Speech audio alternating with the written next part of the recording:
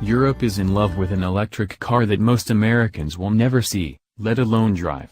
The Renault Zoe is the best-selling EV in Europe, moving over 50,000 units across the continent since going on sale in late 2012. It has been named the best electric car for less than £20,000 at the What Car? Awards in the UK for 4 years in a row. And now, undisputedly, it's an even better electric car.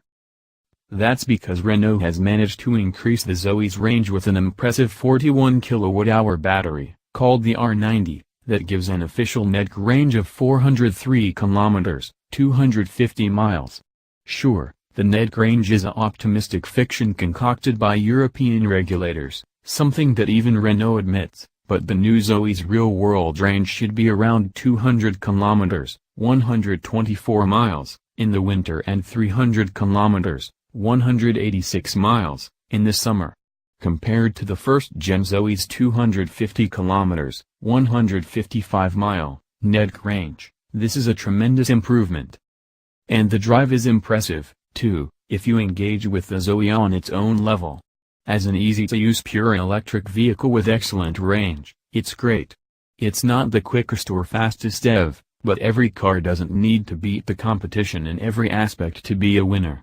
On the coastal roads and busy Portuguese highways, the Zoe felt right at home with the rest of traffic. The new battery pack, which is heavier than the previous version but not physically bigger, weighs down the car on its soft suspension, so you're going to experience a bit of body lean if you take a corner aggressively, but it's not offensive in any way. Steering touch is light enough, and accurate, but it's not going to wow someone who only buys cars for their curve-hugging capabilities. Renault isn't trying to convince anyone of anything else, either. The Zoe's doesn't have a sport option, for example, just an eco mode that can be turned on or off. This is a practical commuter EV, and it should be measured as such. The Zoe is smaller than the Leaf, but feels plenty big inside.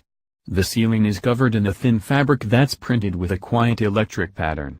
Visibility is great and the seats are comfortable. The Zoe doesn't have the extra little zip and features that potential competitors like the Chevy Bolt EV, the Opel Ampera E in Europe, has, things like the paddle control Dragon and better connected entertainment options. There is a limited Bose version, known as Edition 1 in France, that comes with 7 speakers that are smaller, lighter, use less energy than the standard units. It also comes with heated front seats and a special Iridium gray color. Renault has made the Zoe affordable by doing something that no automaker is doing right now in the US, battery leasing. That means sticker prices that seem outrageously low, with the Zoe starting at just €23,600, $26,481. That's before any governmental incentives, but then you also have to add in the monthly costs to lease the pack. This could be as low at €69, $77, a month with up to 7,500 kilometers, 4,660 miles, a year included, or €119, $134, a month for as many miles as you want.